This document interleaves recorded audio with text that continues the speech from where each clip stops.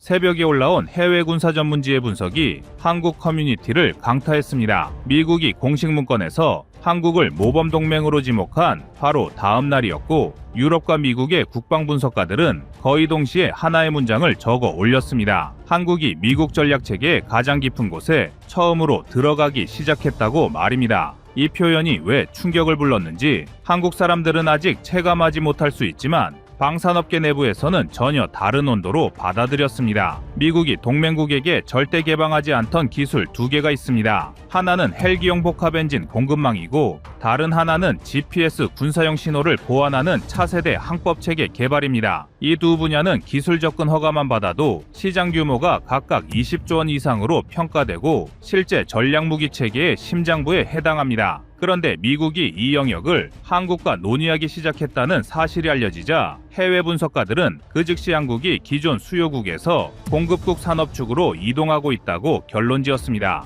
유럽 군사 전문지 제인스는 미국의 차세대 회전익기 엔진 개발 라인에 한국이 공동공급체계 후보로 포함됐다는 점을 최초 보도했습니다. 미국은 기존 터보샤프트에서 전기 출력 모듈과 AI 기반 연소 제어를 결합한 신형 복합 엔진으로 넘어가고 있는데, 이 기술은 미국 내부에서도 GE와 RTX 두 기업만 접근 가능한 초고위험 영역입니다. 그런데 한국이 수리온과 마린온 그리고 차기 기동 헬기 사업에서 축적한 방대한 엔진 통합 데이터를 기반으로 생산 안정성이 가장 높은 국가로 평가받기 시작했습니다. 미국이 엔진 분담 생산을 한국에 맡길 경우 비용을 20% 이상 절감할 수 있다는 미국 의회의 내부 보고까지 흘러나오면서 분위기는 완전히 뒤집혔습니다. 국내 언론사는 미국이 한국을 하이브리드 엔진 공급망에 포함하려는 이유를 짚으면서 이 구조가 현실화될 경우 한국이 향후 200대 이상 생산될 차세대 기동 헬기 엔진의 핵심 생산기지가 될 가능성을 언급했습니다. 폐대 국산화율 상승과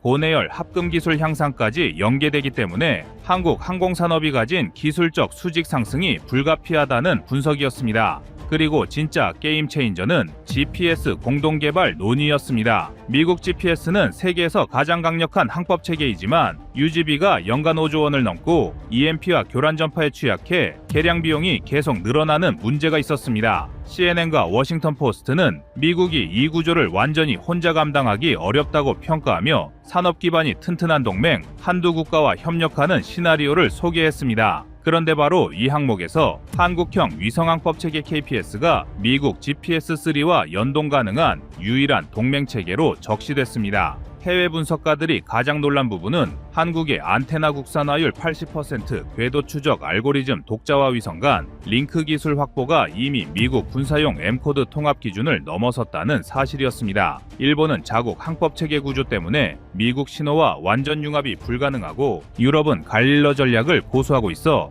미국이 선택할 수 있는 기술적 파트너는 한국뿐이라는 분석이 줄줄이 쏟아졌습니다. 전문가들은 이 구조를 한마디로 표현합니다. 한국이 미국의 기술을 받는 시대가 끝나고 미국이 한국 기술 없이는 체계를 완성할 수 없는 시대가 시작됐다는 신호라고 말입니다. 이 분석이 한국 방산업계 심장부를 뒤흔든 이유가 바로 여기에 있습니다.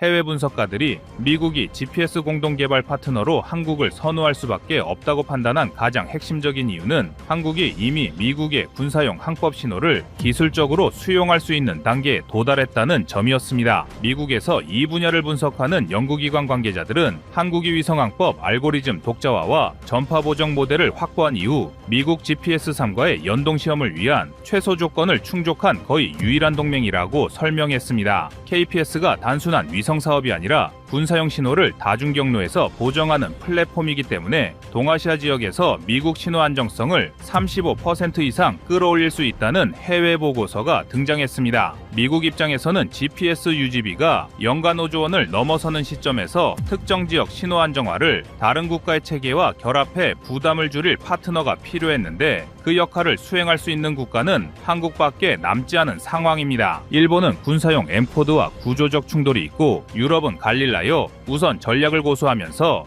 미국의 군용 신호 규격을 적용하기 어렵습니다. 그래서 미국의 분석가들은 한국이 미국 GPS의 지역 기반 운영국으로 올라설 가능성이 크다고 평가했습니다. 여기에 산업적 신뢰도까지 더해졌습니다. 한국이 KPS 구축을 위해 4조 1천억 원 규모의 투자를 진행하면서 전파 보정 알고리즘 안테나, 국산 화율 위성 간 링크 기술까지 완성해가는 과정은 미국이 바라보는 기준을 정확히 충족했습니다. 군사용 항법은 단순하게 정확한 신호를 만드는 것이 아니라 위협 상황에서도 끊기지 않는 신호를 유지하는 능력이 핵심인데, 한국은 레이더 정찰 위성까지 포함한 우주 기반 자산을 갖추고 있어 미국의 GPS 군사용 체계를 실제 운용하는 군사적 그림과도 가장 잘 맞는 구조로 평가됐습니다. 결국 미국이 선택할 수 있는 기술적으로 안전하고 정치적으로 신뢰 가능하며 산업적으로 실행 가능한 파트너는 한국뿐이라는 결론이 해외에서 먼저 나왔고, 그것이 이번 논의의 출발점이 됐습니다.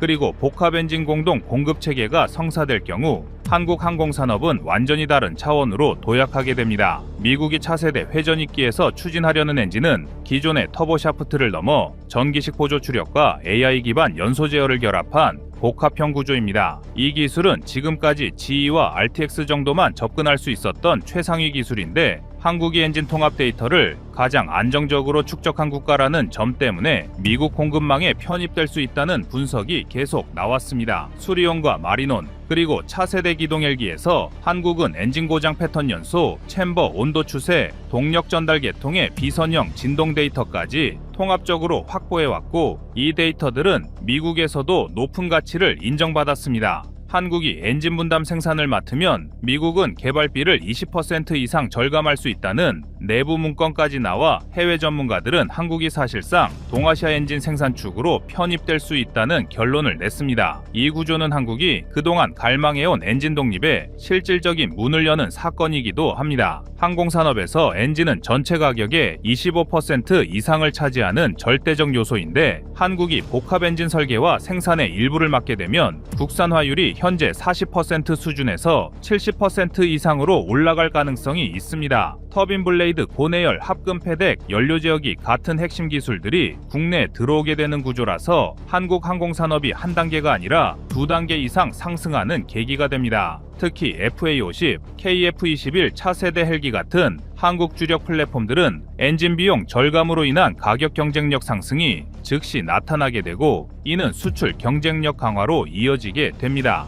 즉, 동북아 전략 환경은 KPS와 GPS-3 연동만으로 완전히 다른 모습이 됩니다.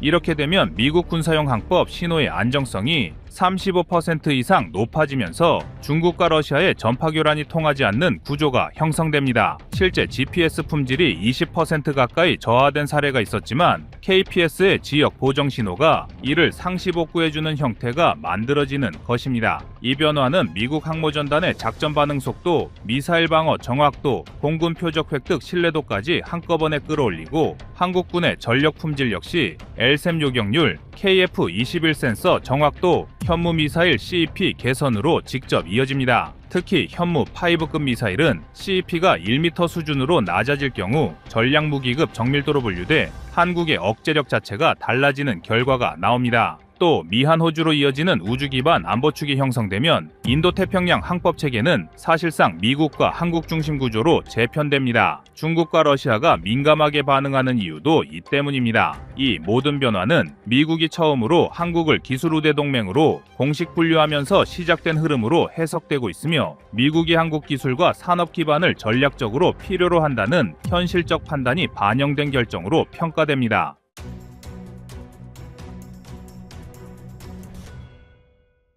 다음은 25년 4월 1일 KF-21 레이저 영상입니다. 한때 세계 최강의 해군력을 과시하던 영국이 명예회복에 들어간 걸까요? 영국이 자신들의 함정에 드래곤 파이어라 불리는 신형 레이저 무기 탑재에 들어갔습니다. 순간적으로 고열의 에너지를 집중시켜 무인기 내부를 파괴할 수 있는 레이저 무기는 앞으로 미래 전장의 게임 체인저가 될 것으로 기대를 모으는 무기 체계입니다. 그런데 사실 이러한 최첨단 무기를 세계 최초로 실전에 배치한 나라는 대영 제국이라 불렸던 영국도 아니고 천조국이라 불리는 미국도 아닌 바로 우리 대한민국이었습니다. 한국은 청광블록1을 통해 유수의 군사 강국을 제치고 레이저 무기 상용화에 성공했습니다. 한국에게 세계 최초 타이틀을 빼앗긴 서방 세계의 노력이 눈물겹습니다. 한국은 세계 최초로 레이저 무기를 실전에 배치하며 첨단 군사 기술에서 군사 강국들에게 밀리지 않는다는 것을 입증했는데요. 최초라는 타이틀을 빼앗긴 미국과 영국이 앞다퉈 자신들의 기술력을 과시하려 하고 있습니다. 최근 들어 영국은 자신들이 개발하고 있는 드래곤 파이어 레이저 무기를 도합 4척의 군함에 탑재하기로 결정했습니다. 영국이 개발하고 있는 드래곤 파이어는 1km 떨어진 곳에 위치한 동전을 맞출 수 있을 정도로 높은 명중률을 보유하고 있으며 적의 드론은 물론이고 단거리, 중거리 미사일에 대한 방어 능력까지 갖춘 것으로 알려진 차세대 무기 체계입니다. 영국은 2027년까지 4척의 군함에 드래곤 파이어를 탑재하여 실전에서 레이저 무기를 활용할 계획이며 향후에는 레이저 전력을 100kW 이상으로 높여 초음속 미사일 등에도 효과적으로 대응할 수 있도록 성능을 개량할 계획인데요. 이에 앞서 미국도 지난 2025년 2월 헬리오스로 명명된 고출력 레이저 무기 시스템을 활용하여 해군 함정에서 드론을 타격하는 시험에 성공하였습니다. 그리고 이러한 미국과 영국의 시도는 더 이상 레이저 무기가 영화 속에서만 존재하는 것이 아니라는 걸 여실히 보여주고 있습니다. 그렇다면 세계 최초로 레이저 무기를 실전 배치한 우리 대한민국은 어떨까요? 현재 한국이 개발한 레이저 무기의 이름은 천광으로 합동전쟁 수행모의본부 옥상에 설치되면서 본격적인 임무에 돌입하였습니다.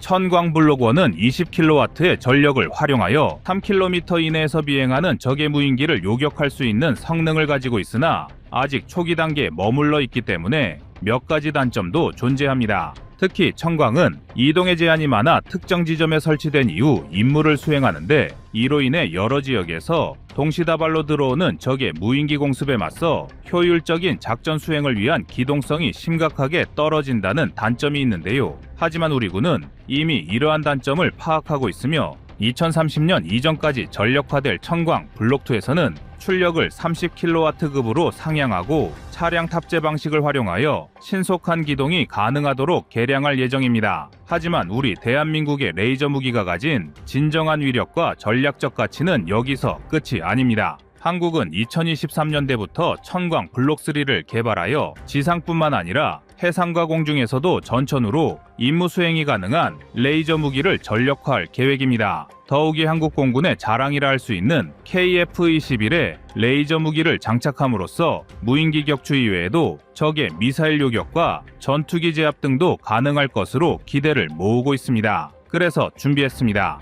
오늘은 KF-21에 장착될 레이저 무기를 분석하고 향후 미래 전장의 핵심으로 떠오르고 있는 레이저 무기의 전략적 중요성에 대해 알려드리겠습니다.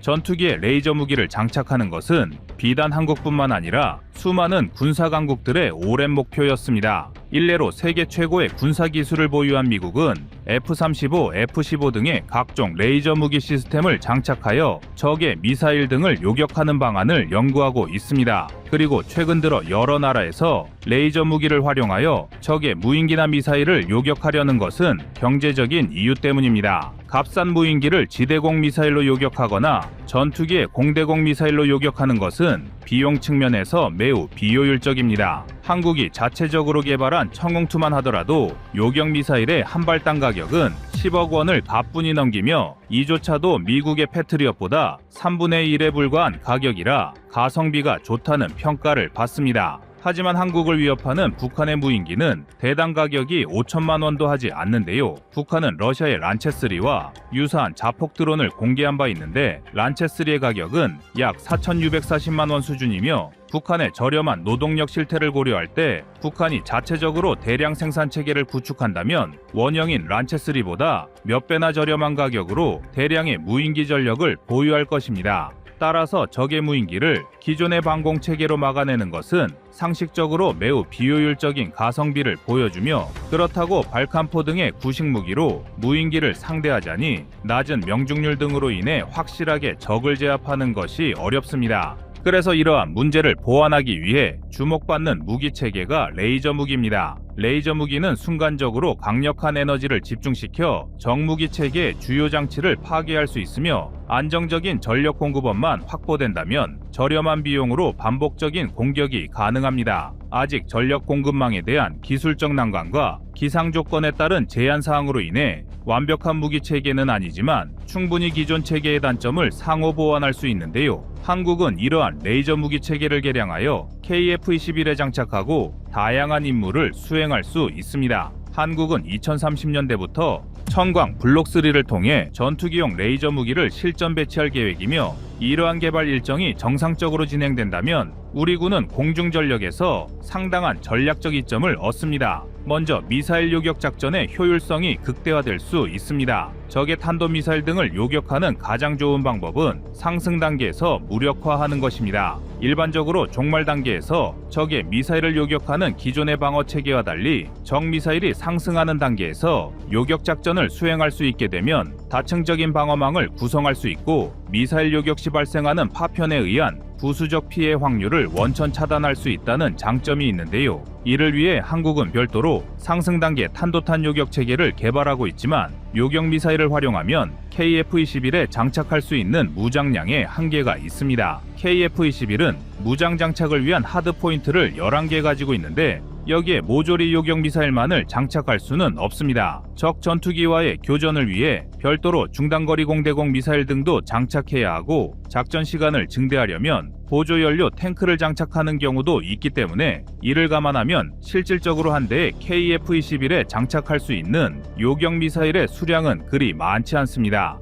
하지만 이러한 제약이 없는 레이저 무기는 전력 공급원만 확보된다면 탑재 수량을 걱정할 필요가 없다는 이점을 누릴 수 있습니다. 또한 미사일 재보급을 위해 기지로 돌아오는 횟수를 줄일 수 있으니 작전 지속 시간을 더욱 길게 확보할 수 있어 KF-21의 임무 효율이 증대됩니다. 여기에 천광블록 1, 블록 2와 달리 공중에서 레이저 무기를 가용하게 되면 무인기 사냥도 훨씬 쉬워집니다. 한국이 천광블록2를 통해 기동형 모델을 만들어낸다고 하더라도 지상에선 산악지형이나 건물 등 기동을 방해하는 요소가 많아 지상 무기 체계가 원활하게 무인기를 추적하는 데는 분명한 제약이 있습니다. 적 무인기의 공격을 포착하고 요격하는 것도 좋지만 레이저 무기의 기동성이 더 좋아진다면 역으로 아군 측에서 선제적으로 적 무인기를 추적하며 요격 작전을 펼칠 수 있기 때문에 레이저 무기 체계의 기동성을 더욱 높이는 것은 작전의 효율성과 직결된 요소입니다.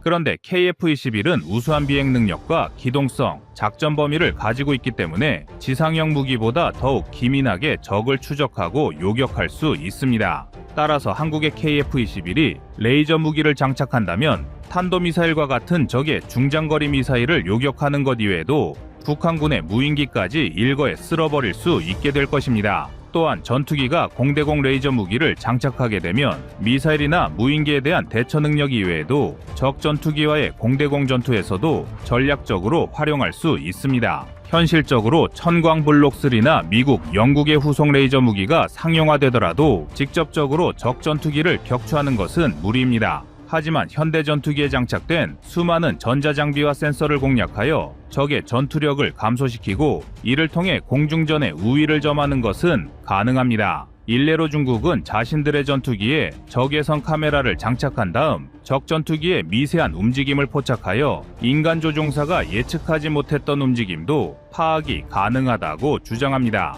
하지만 그러면서도 적의 레이저 무기 등으로 인해 전투기에 탑재된 카메라가 멈출 수 있다는 단점을 직접 언급할 정도이며 이러한 사례는 전투기에 장착된 레이저 무기가 충분히 적의 주요 장비를 파괴하고 공중전에서의 우위를 점하는 데 도움이 된다는 것을 방증합니다. 현대 공중전은 과거와 달리 에이사 레이더를 비롯하여 타겟팅 포드와 각종 항전 장비에 의해 승패가 결정되는 경우가 많은데 이 중 일부가 무력화된다면 KF-21은 생존성을 조금 더 높이고 적을 공략할 것입니다. 이처럼 한국은 KF-21이란 우수한 전투기에 더하여 미래 무기 체계로 주목받고 있는 레이저 무기를 장착함으로써 다양한 작전을 수행할 수 있게 될 예정인데요. 다만 아직 넘어야 할 기술적 난관도 적지 않습니다. 우선 고출력의 레이저를 사용하기 위한 전력 공급원을 확보해야 하는데 전투기라는 플랫폼에서 고출력의 전력 공급이 가능하도록 만드는 것은 쉽지 않습니다.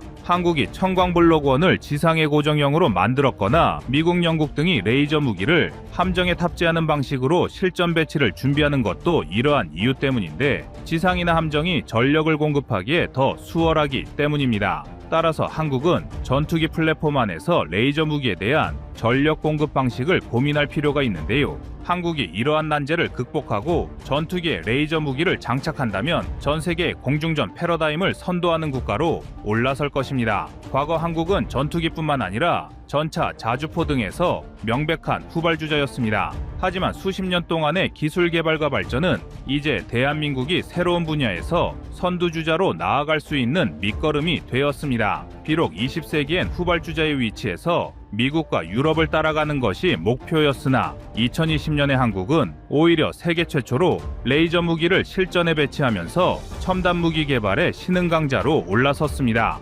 전투기에 장착될 레이저 무기도 마찬가지인데요. 아무도 한국이 레이저 무기를 최초로 배치할 것이라 기대하지 않았지만 끝내 이뤄낸 것처럼 전투기에 장착될 공대공 레이저 무기도 한국이 세계를 선도하는 모습을 기다리겠습니다.